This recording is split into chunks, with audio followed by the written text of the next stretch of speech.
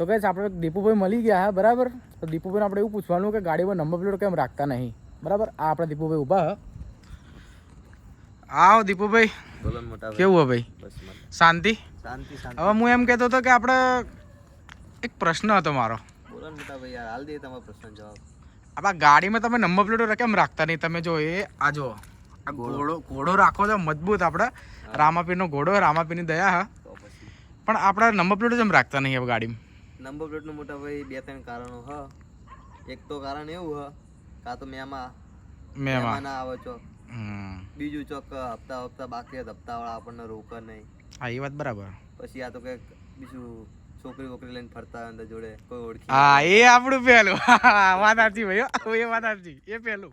કોઈ ઓળખી ના જાય. હા કોઈ ઓળખી ના જાય. એના માટે રાખવી પડે યાર. આ બરાબર બ્લેક ફિલ્મ રખાય બરાબર. આ તો દિવસે આપણે નીકળતા નહીં, આપણે રાતે જ નીકળીએ. દિવસે આપણે દુશ્મન બહુ હોય યાર.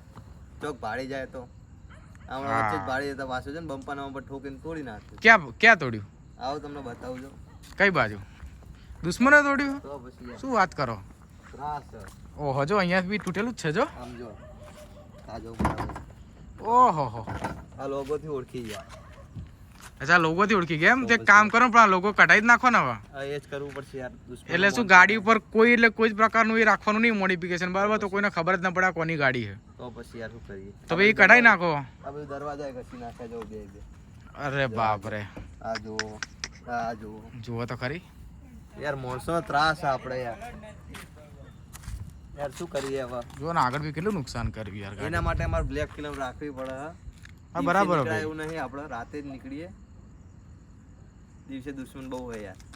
હા બરાબર, રાતે નીકળવાનું બરાબર, ચાલે. પોલીસ વાળા હેરાન કરે દિવસે નીકળો તો. હા દિવસે નીકળવા માટે ગાડી અલગ હશે. ગાડી તો આપણી બહુ હા. હા ભાઈ ક્રિશભાઈ શું કહો છો તમે? દિવસે નીકળવા માટે અલગ ગાડી હશે. એવું છે ભાઈ? તો આપણે તો ગાડીઓની કમી નહીં. બ્રેઝા હા, વેન્યુ હા. ઓહો શું વાત કરો? Brezza, venue, Scorpio. કઈ નહીં, પેલું કઢાઈ નાખજો બરાબર તમે પાછળનું. ગાડી મોટા ભાઈ નહીં ચાલે યાર. હા તો કાલવાલ કઢાઈ નાખજો. લોકો બહુ હેરાન કરે યાર. હા ના તો હેરાન કરશે લોકો. તો પછી યાર શું કરશું? જો પેલી બાજુ જો આવાજ છે, પેલી બાજુ જો માણસો હેરાન જ કરે. જો 4-5 પણ તો વળી ગયા હેડો, આપણા દુશ્મનો નહીં હોય વધો નહીં. સારું વધુ નહીં હેડો ભાઈ, મળીએ. બસ મારે ખાલી આટલું જ જાણવું હતું કે આપણી ગાડીનો નંબર પ્લેટ કેમ નહીં. બસ બેટા બીજું કઈ કારણ નહીં આપણે. બરાબર ને? આ જ કારણ. ઓકે ભાઈ ચાલો હવે જય રામાપીર. જય રામાપીર. આવજો ભાઈ. જોયું ભાઈ, એટલે નંબર પ્લેટો ના રાખવાના આટલા કારણ હોય છે.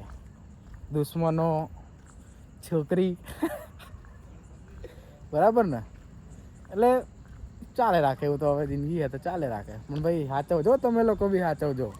નંબર પ્લેટો ના રાખો ને તો બહુ પોલીસવાળા બી બહુ હેરાન કરશે ભાઈ. બરાબર. જય રામાપીર. આવજો ભાઈ, મળીએ નેક્સ્ટ વ્લોગમાં.